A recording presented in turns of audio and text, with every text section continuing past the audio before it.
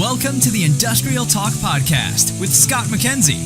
Scott is a passionate industry professional dedicated to transferring cutting-edge, industry-focused innovations and trends while highlighting the men and women who keep the world moving.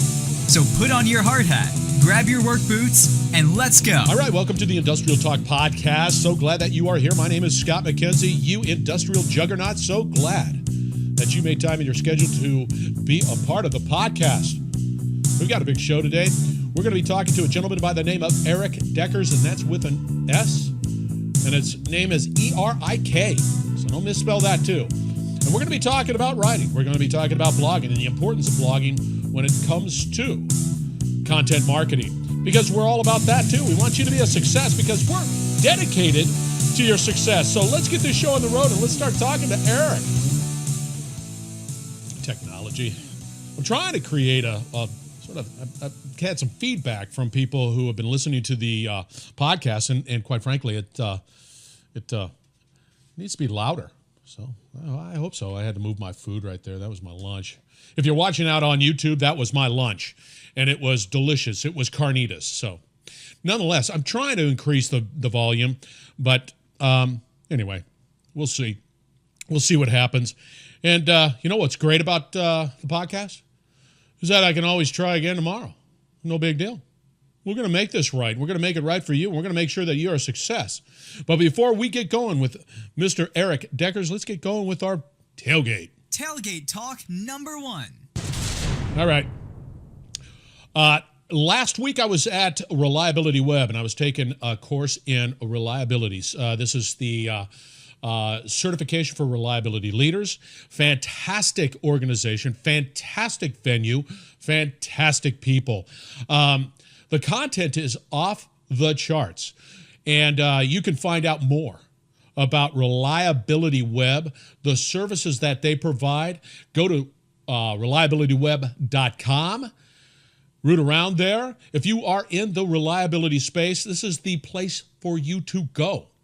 Hands down, bar none, Reliability Web. It is your location for all things reliable and asset management. Number 2.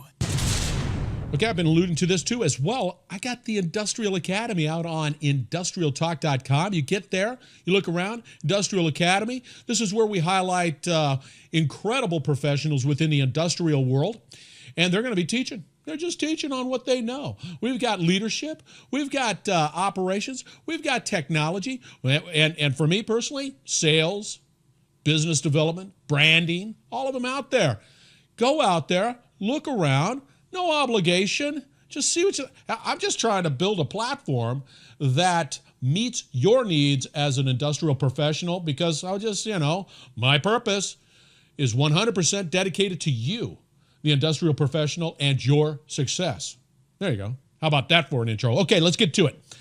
Now, this conversation, this interview is real interesting to me, because one of the things that I'm always challenged with is being able to communicate my thoughts, my words, and blogging, although very powerful, is a very big challenge for me. And the reason it's a big challenge for me is because, writing is a challenge. I can talk, and I can fuddle my way through that talking, but you know what's interesting? It's that writing and being able to pull that together. Now, Erik, because he's president of ProBlog Service, now no S on that, that's ProBlog Service, we connected because I thought that it would be important for the listeners here at Industrial Talk to understand what they have available. If they're not doing it, there are services out there. If you're in the industrial business, you need to start blogging. If you are not in the industrial business, there are platforms out there for you to at least learn, because we're all about learning here, right? You can't get enough learning. There's plenty of time. There's plenty of stuff available. So here's a gentleman who's dedicated his life. Listen to the stat sheet over here. He's a professional writer, right? He loves to write in his spare time. Now, of course, I haven't heard that in a sentence ever. I never said it. Let's put it that way. I like to write in my spare time. I don't think so. But this guy does. Erik does. So he's passionate about writing and the languages, right? He just loves that and how it can be used to persuade, entertain, and inform. That's Erik, man. You need to listen to this podcast because he's going to set you straight. He's got some real value bombs happening in this episode. So without hearing me continue to drone on and on and on, here's Eric Deckers. He's president of Pro Blog Service. All right, welcome, Eric Deckers, to the Industrial Talk Podcast. I'm so glad that you made time in your busy schedule to be on this podcast. How are you doing?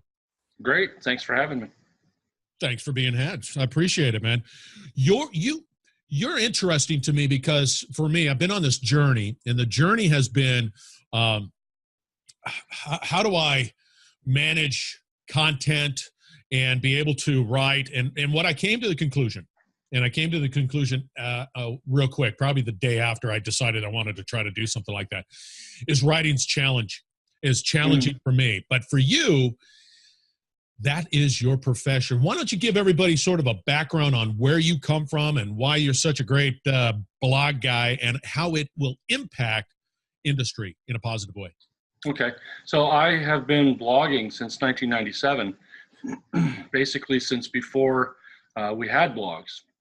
How can you say that it's you've been blogging? No, you've been writing since 19. That's cool stuff. I've been writing since 1986. I've been writing a long time. Yeah. But I write a weekly newspaper humor column. And back around 1997, the company I was working for, we already had a website. And we were one of the first companies in our industry to have a website. And I thought, well, I could have a website. I could put my column up every week. And so I would write it Thursday night and send it off to my editors that night. Then Friday morning, I would take the copy and I would take a page, and I did one page every month, for the month, and I would add that week's column. I would format it. I would do all the stuff, make it look nice, and that would take an hour in itself. The 4 to 6 hours to write the column, but then just an hour to format it. And for 3 years, I did that. And somewhere along the way, I heard a news program about blogging. And there's this software that you could use, and it would do what I was doing. And I thought, well, that's stupid. This is supposed to be, tough, manly work. We're supposed to work with our hands, and it's supposed to take an hour. And that stuff is just fluffy nonsense, and I'm not going to do it. And then a few years after that, somebody else asked me, a friend said, hey, have you ever tried blogging? I said, yeah, it's dumb. He said, no, it's great. And this guy was also a columnist. And he showed me, and he said, look, you take your written copy, you paste it in here, and it looks like an email window.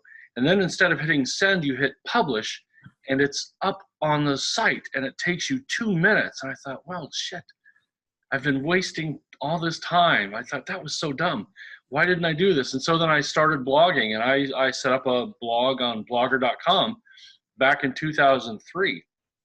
I still use that. That's, I still write humor columns, and they still publish to that Blogger blog. It's 16 years old now. But from there, I started experimenting and trying new things. The company I was working for, I started blogging for them on a regular basis. And this is around 2007. Started getting into social media, and I found that there weren't very many businesses doing blogging and social media. So I got to be one of the first. And from there, I got to be known as, the blogging guy, which was a problem because my boss wanted me to be the direct mail guy. And no way, really? Yeah. Well, since that's what we There's sold. There's still direct mail out there, but I don't. Yeah. And he's giving me money to be the direct mail guy, and I'm not doing a great job at it. And so after I got let go, I joined a company called Professional Blog Service. In fact, next month will be 10 years ago, and was at it for about 3 months when the owner said, hey, I don't want to do this anymore, so I'm going to give you and Paul, the other guy, the company.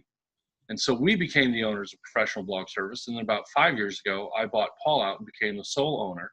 So for the last nearly 10 years, I have been blogging for companies on their behalf, helping them be found online better.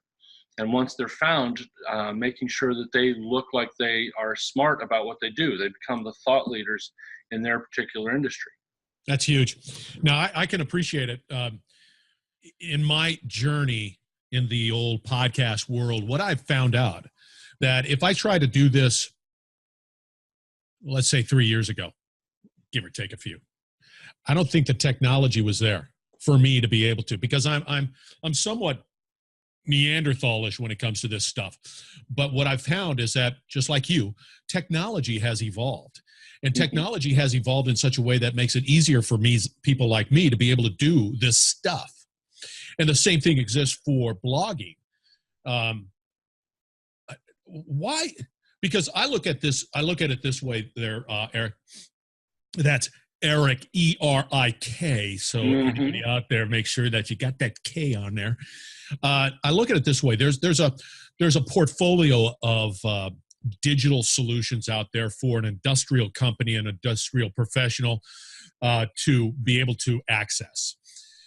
And one of the portfolios, of course, is blogging. Why is blogging still an important component to that portfolio of social or digital marketing presence? Well, it does a number of things. One is, and I used to work in the poultry industry, the poultry production industry, years ago, and we had the big trade journals. These things came out every week, or they came out every month, and they had contributors from within the industry who would, write these great articles, these, very informative and scientific articles, and they would get published once a month, and people might or might not read them. And then they would put the magazine on the pile of all the other magazines that we've promised that we're going to get back to, and we never do. And it's, this high, and it's 3 years old. Never.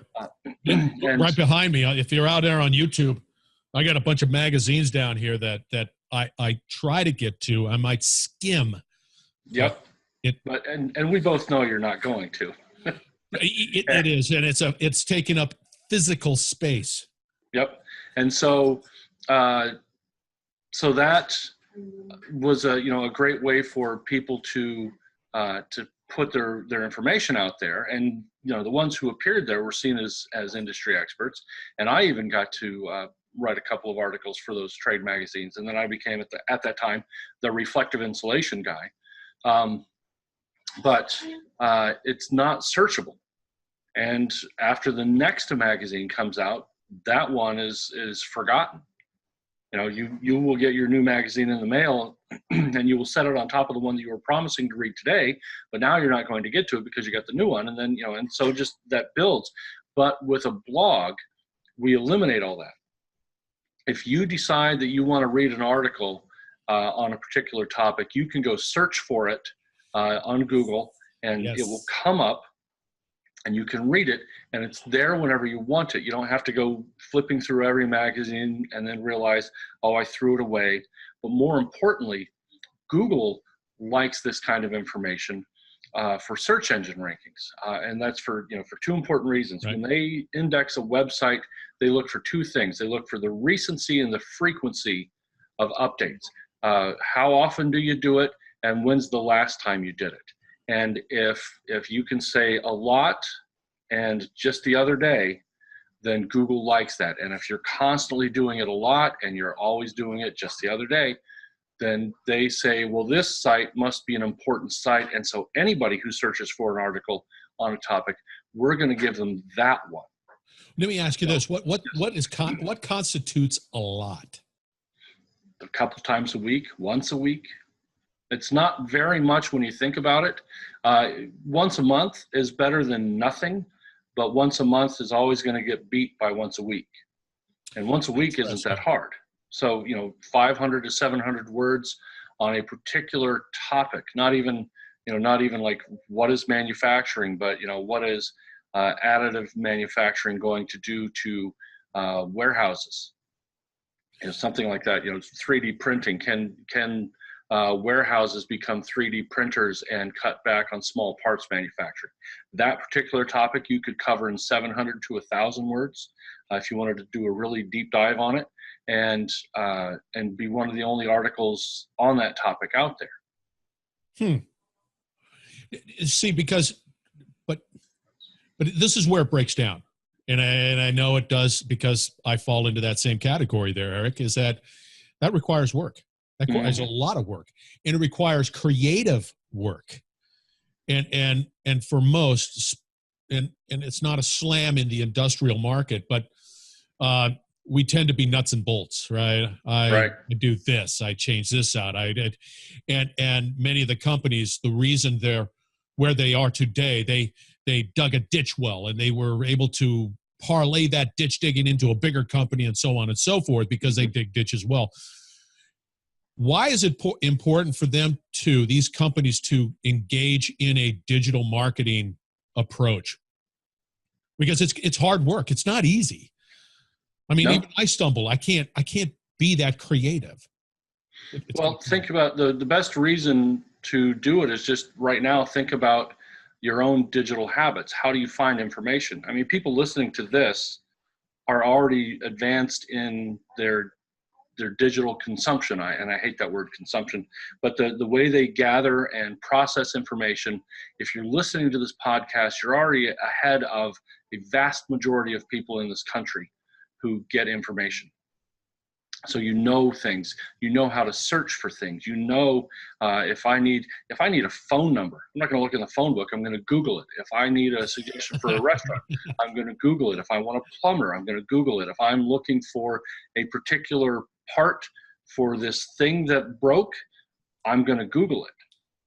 What's interesting is that I heard a stat, Eric, that people who come in contact with you, 84% will Google you to see who you are, something to that effect. It's an astounding percentage, but continue. I'm sorry, because I love what you're saying, because that's, I mean, when you said phone book, I looked around my office, my studio, and I'm going, God, I don't even have one of those anymore.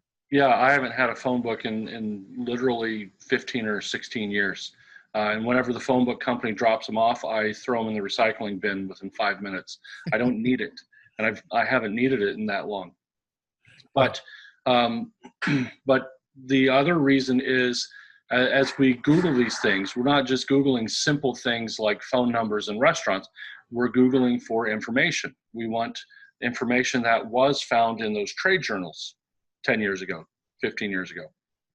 You know, and so the companies that want to get that same publicity and notoriety who are publishing in the journals, they instead can publish that information on their own website, and they get the benefit, and they get the readers, not the trade journals, but the companies get their own. They can become their own trade journal and be the leading expert on their particular topic just by publishing something once a week. I mean, think about if you could be in your industry's trade journal every week and have one of the lead columns writing about whatever you wanted to.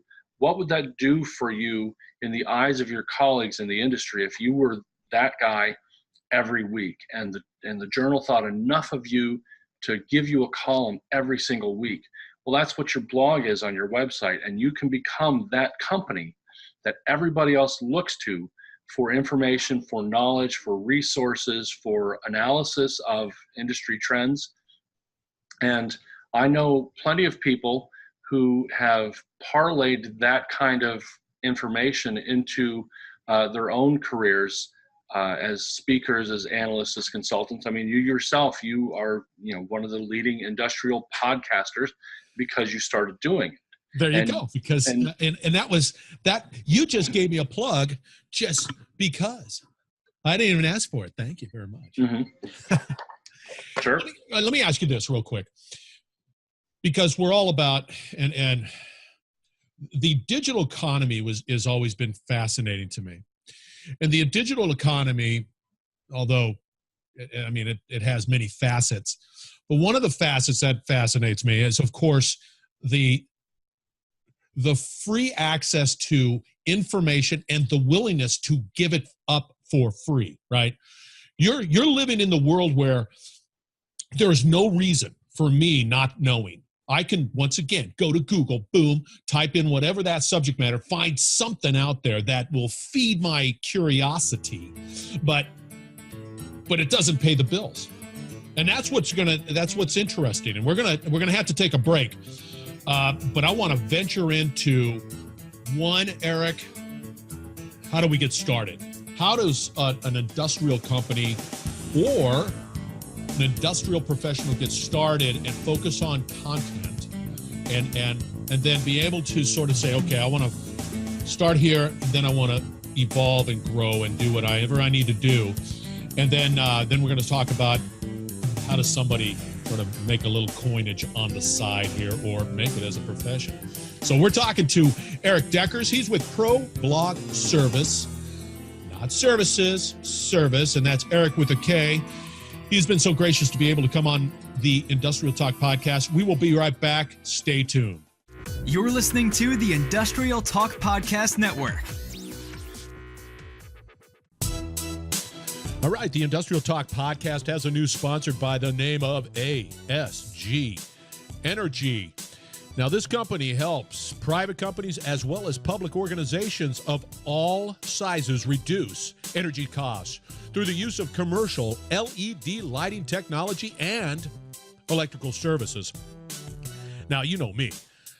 I'm a big fan of LED just because, well, first off, I don't have to change the lights, but on a commercial basis, oh my gosh, the energy savings is phenomenal. The reduction in maintenance costs, phenomenal. Return on investment, quick, it's incredible. And the environmental benefits, self-explanatory. So, you have any questions about LED commercial lighting? You need to check out my friends at ASGEnergyLLC.com. Find out more because they know what they're doing. So check them out. All right, welcome back to the Industrial Talk podcast. We are talking to Eric Deckers. He's with Pro Blog Services. He's taken time out of his busy schedule to be with us and share with us the powers of content marketing, which is near and dear to my heart. I mean, I've learned so much, Eric. So we ended last segment and we're talking a little bit about, first off, why it's important. Secondly, you know, somebody's going to say, well, how does this translate into revenue? And for me personally, I understand, quite frankly, the necessity to be noticed and to be able to do it efficiently. And I think that there's ways of being able to do that consistently without really causing a lot of heartache. Why don't you share with our listeners, if I want to get going, if I want to do this, if your message is resonating with me, what do I need to do? Where do I need to start? Okay. And this is true for companies and individuals. Basically, you need a blog. If you've got a website, hopefully it's built on WordPress, which is blogging software. But if huge, I have to interject here. Yes. Huge. I had a website that was not a WordPress website, and it was awful. So WordPress, big time. Note it, listeners. WordPress, underscore that, make it happen. Well, and I always recommend WordPress because it's running roughly 27-30% of the world's websites. It is. The NewYorkTimes.com is on WordPress. A lot of newspapers are using WordPress, and so it's huge. It can do just about anything. And if you get a competent WordPress designer, they can make your website do anything.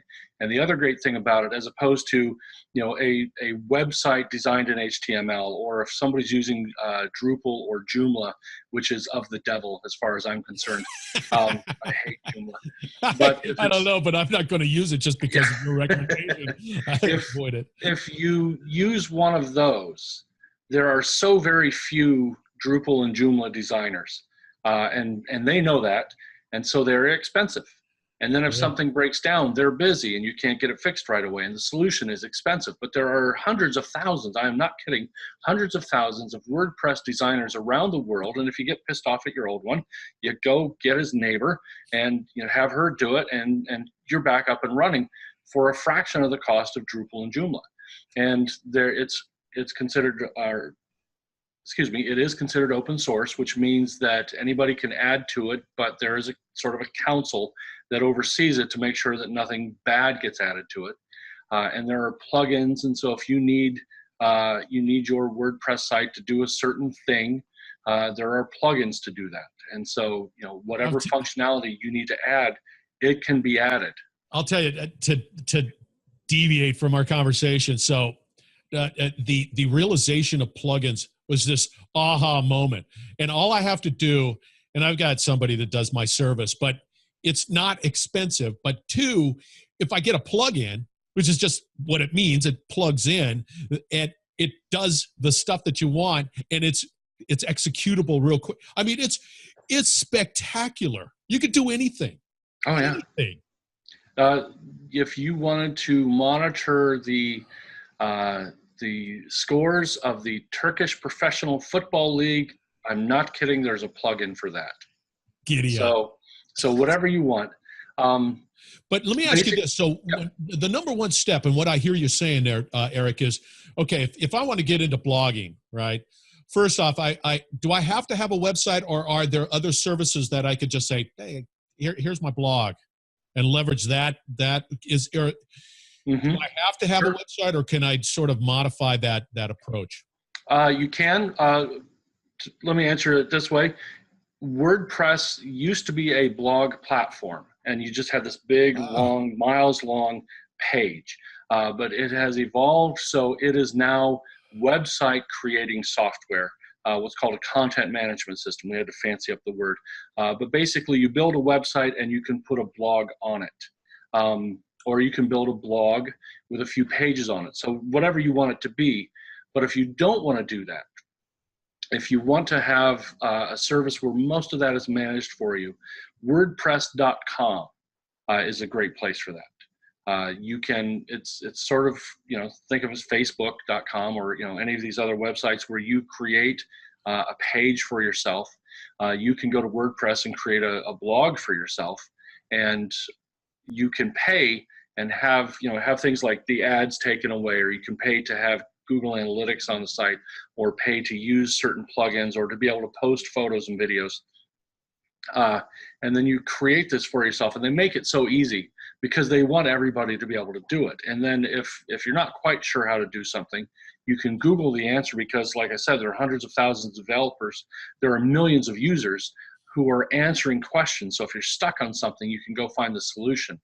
I had also mentioned Blogger.com as an example. And then there's Tumblr, which is Tumblr. There's no E. Tumblr.com, which is it's more for personal use. People who want to post, photos and stuff that they're eating, or travel. I have a travel blog on Tumblr.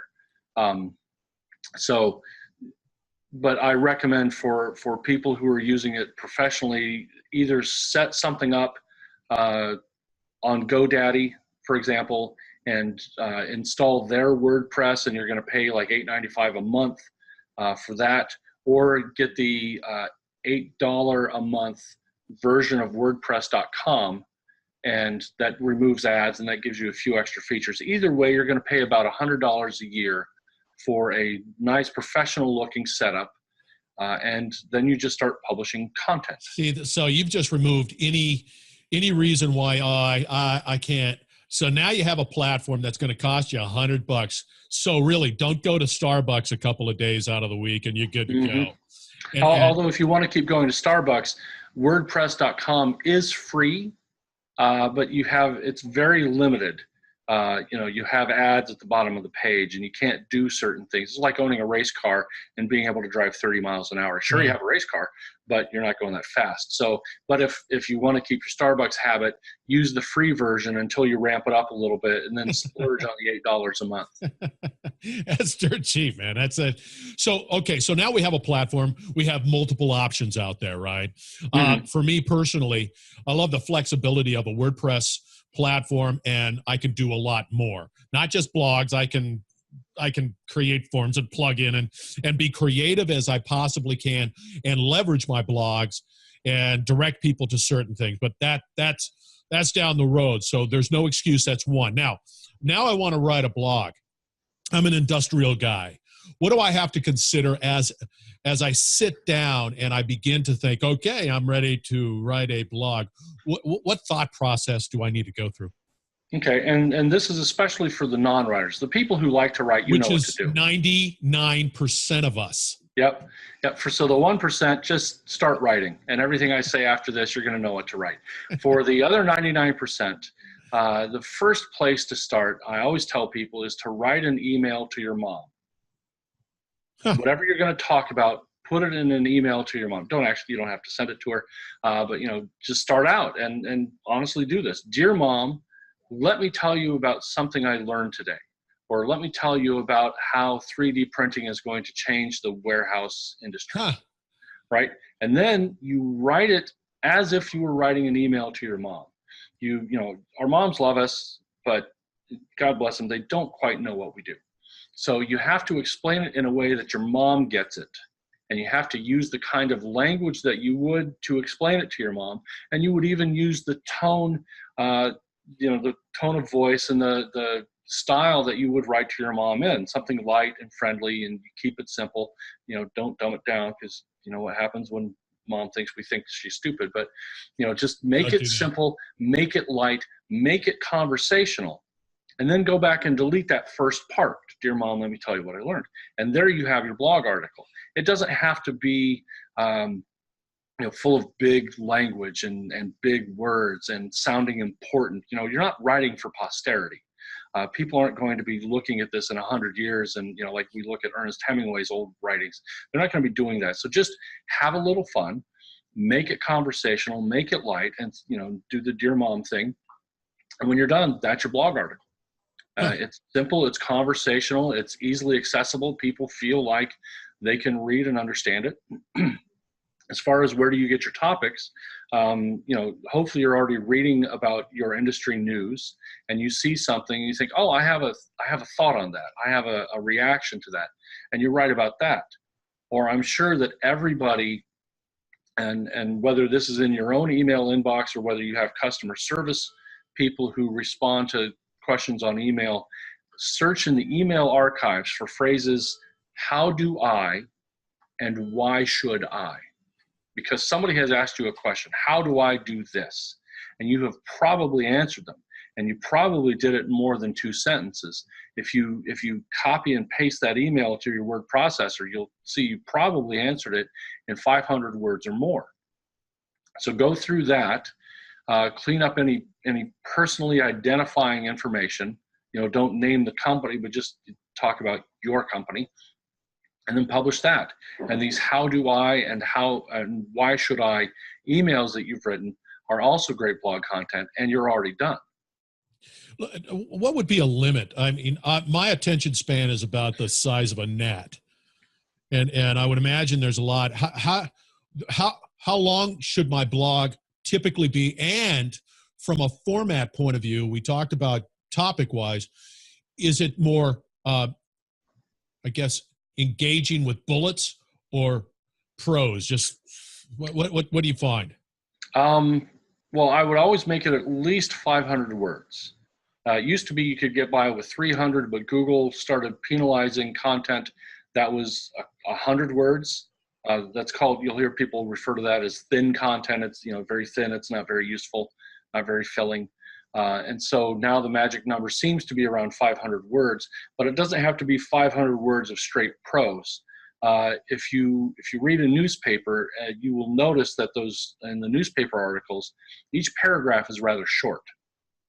It's a couple of sentences. You don't have to follow the rule of 3 to 5 sentences per paragraph. That's, we did that in school. We don't have to do that anymore. When I write my humor columns, I will have 1-word paragraphs, and that's okay. But visually, by doing that, if you put spaces, and this happens automatically, don't play with formatting. If you have white space between each paragraph, and those paragraphs are short, it's easier to skim, because we've all become skimmers, especially as we read on our phone. We just skim for information. And what the people who research this kind of thing have found is that people will look at and see all this white space and they'll think, well, I'll read this sentence. Oh, well, this one's easy. I'll read this sentence. Oh, I'll read this one, and on and on and on. And then before they know it, they've gotten to the end of the article and they accidentally read the entire thing. But even if they don't do that, just by having that white space in there, it's skimmable. You also want to have subheadings, which is just a nice big 2 or 3 word subheadline of what that section is going to be about. Have a few of those in 500 words. If you had 2, that's a great plenty. And then, like you said, bullet points. If you have a list of things, don't list it all in paragraph form. Make bullet points, because people love to read bullet points.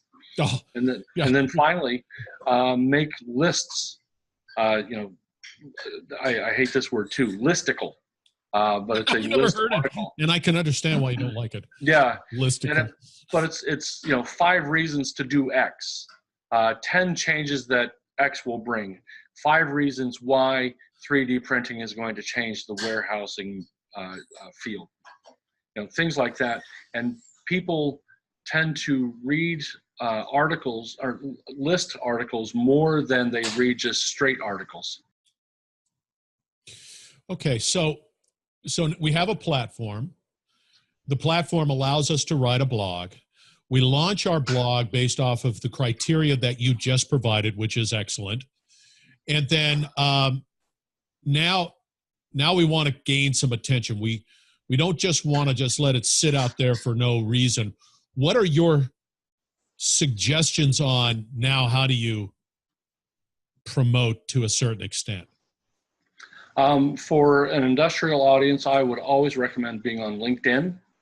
If you're not on LinkedIn, get on LinkedIn. It used to be pretty much just a resume site, but it grew into a networking site. Now I call it Facebook for grownups.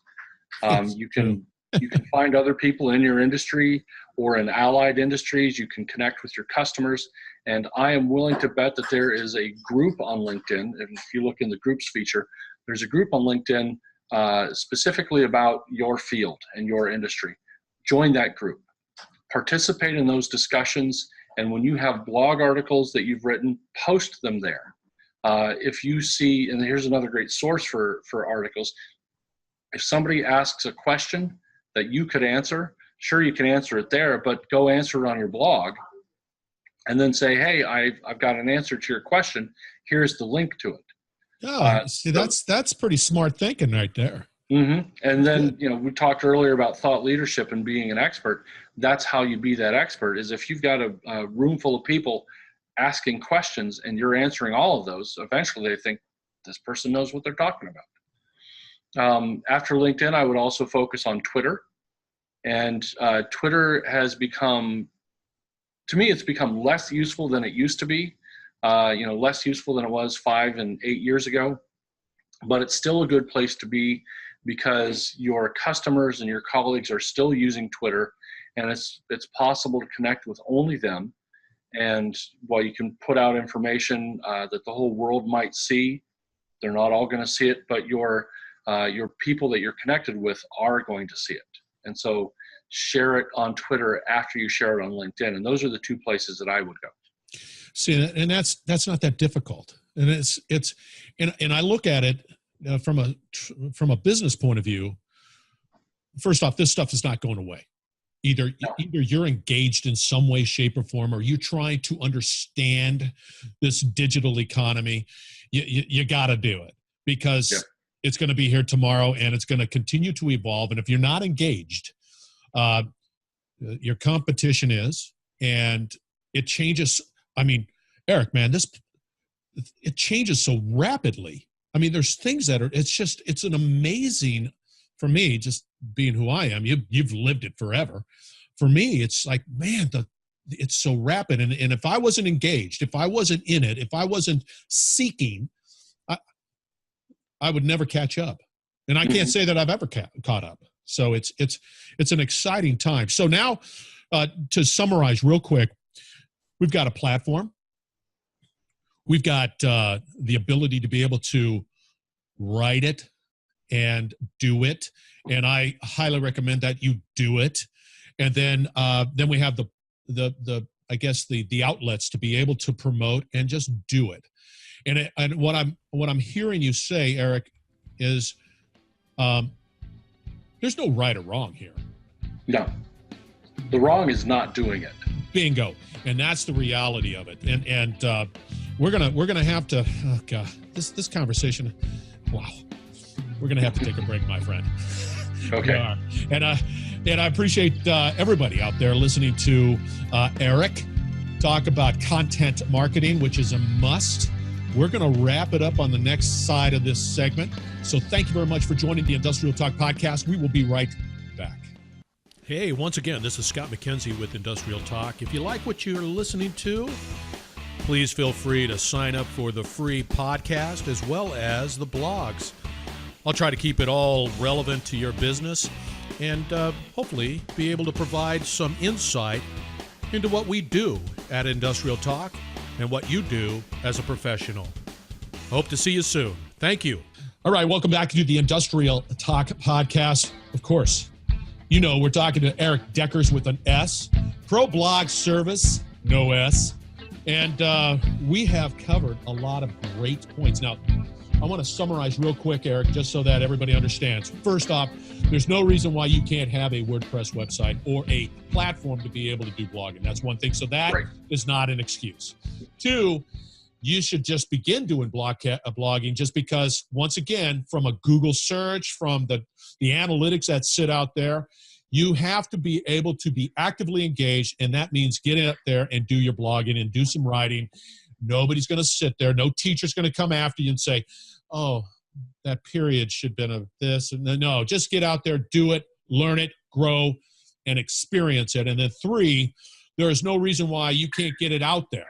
There's no reason. So you've got your platform, you've got the ability to write, and you've got the ability to be able to get it out there for people to see. Now, I'm not going to do it all my life. I do it because I felt the necessity, Eric, for me to do it and to learn and to come from a position of understanding and knowledge.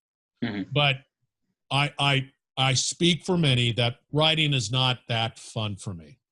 I can sit there and talk, but writing is not that fun for me. Right. But what you have said, what you have done, you have communicated, how does somebody get in contact with you because they know that you're fantastic? Okay. You can find me a couple of ways. So Eric is E-R-I-K. Deckers is D-E-C-K-E-R-S. And if you just Google that, as far as I can tell, there are 5 of us in the world. I'm the only American. The other 4 are Belgians. So if you get on a page where it's written in Flemish, it's those guys. If it's in English, it's me. So you could just Google me for one thing. But if you want to email me, you can email me at eric@problogservice.com, singular service, problogservice.com. That's also the website. You could, if you wanted to use my Gmail, it's just my name, ericdeckers@gmail.com. Which is, we had this conversation. That's a stunning snag. Yep. I always tell clients, I have a big boy email address. It's eric@problogservice.com. It funnels into my Gmail window. When I look at my email, it's in Gmail. And so when I'm writing back to you from eric@problogservice.com, I'm actually on my Gmail. So if you want me to use my big boy address, I will. But otherwise, just know that it's all coming out of Gmail. And so if it comes to you from there, please understand I recognize I am an adult. I should have an adult's email address. I don't, and I'm not going to start. So, and everybody so far has said, okay, that works. And so you can reach me at either place. You can find me on Twitter at eDeckers. I'm on LinkedIn as Eric Deckers. You can find my books on Amazon under that name. And those are really the best ways to get a hold of me. How many books do you have? 3. 4 if you count the one that I Ghost co-wrote, Twitter Marketing for Dummies. I wrote that with a good friend of mine, Kyle Lacey, and I ghosted half of that book. I actually ghosted 1 chapter more than he did. I always want to point that out because he's younger and skinnier than me, so I have to live and die on that hill. I understand. And then a year later, we wrote Branding Yourself, which that was 2010. That's now in its 3rd edition. It came out in November. 3rd edition came out in November 2017. And then a year after that, I co-authored another book with another friend of mine called No Bullshit Social Media, which I was so proud to see that in Barnes & Noble on the new arrival shelf, right at the eye level of an impressionable. Ahoy, Polloy. Yeah, and my mom wasn't so happy with that, but yeah, because of the bad language. Yeah, she got a free copy of the book. I don't know what she's complaining about, but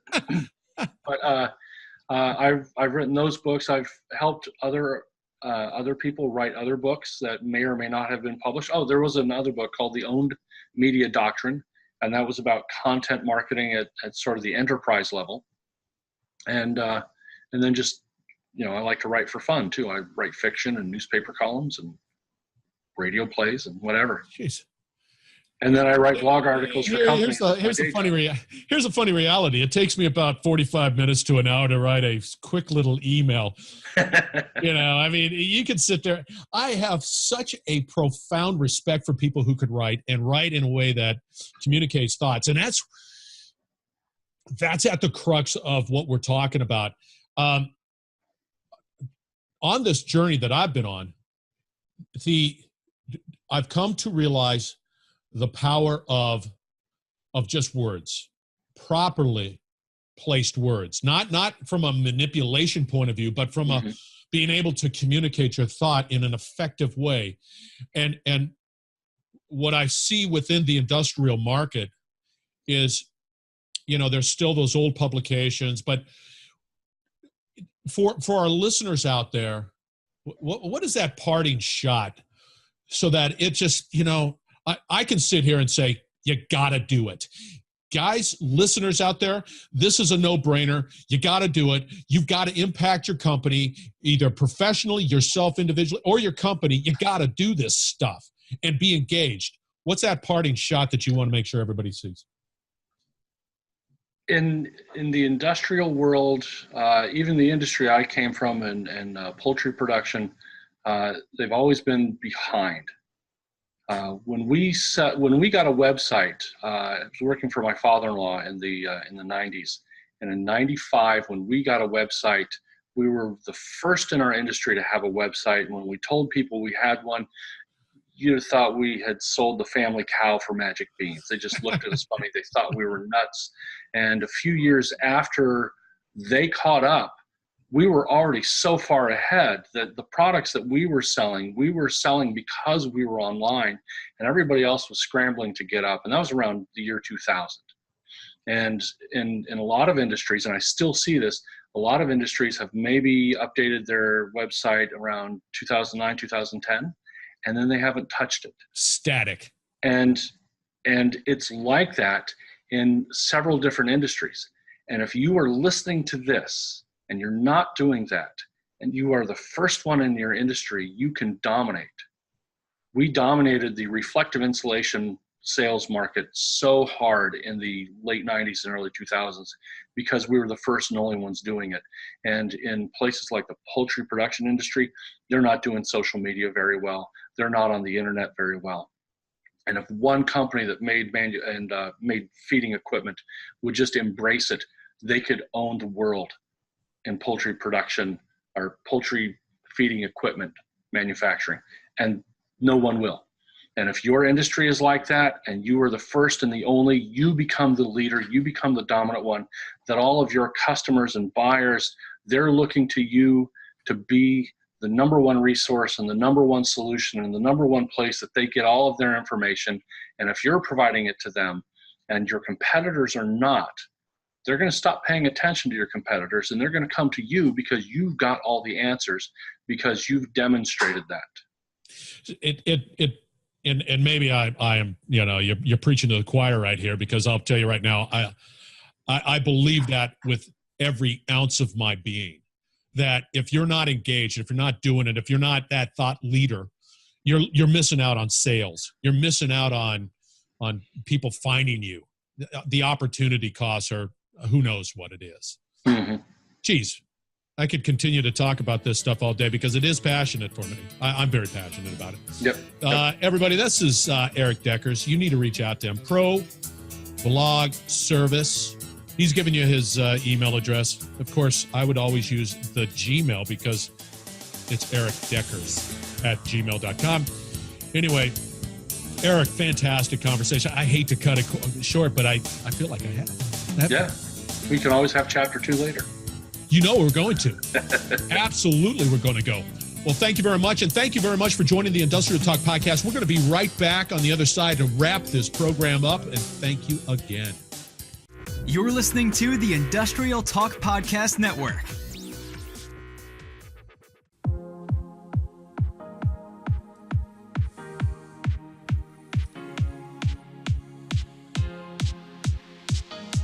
All right, that was Eric Deckers with an S. We were talking some value bombs right there, man. I'm telling you right now, I am looking forward to using some of the stuff that he communicated within that interview, because I can always improve in my writing. I'll tell you that much. It takes a lot of intellectual calories for me to put together something that makes sense. So I really appreciate his time. You got to go out and visit that guy, because he knows what he's talking about, and he's got a great sense of humor. All right behind me, the other behind me, is my Who Dat football unicorn shirt that was provided to me by a listener's daughter, and I'm very proud. I wore that in one of my other podcasts, so it's right there. It's hanging in the Industrial Wall of Fame, and if you want to get a hold of me, you know where to go, industrialtalk.com. I'll be answering it. Yeah, I'm out there on LinkedIn. I'm out there on Facebook. We've got a YouTube channel. We're out there on Twitter. Find me. If you can't, you're not looking hard enough, because I'm out there. Thank you very much for joining the Industrial Talk Podcast. We really appreciate your listening. And thank you very much for being a part of it. Because, well, without you, we wouldn't be here. And I'm so proud to be a part of it. So you guys be safe. Be safe out there. Do not take any chances. Let's not complain. Let's live life to the fullest and be just proud as can be about being a part of the industrial world. So thank you very much, and I will talk to you later.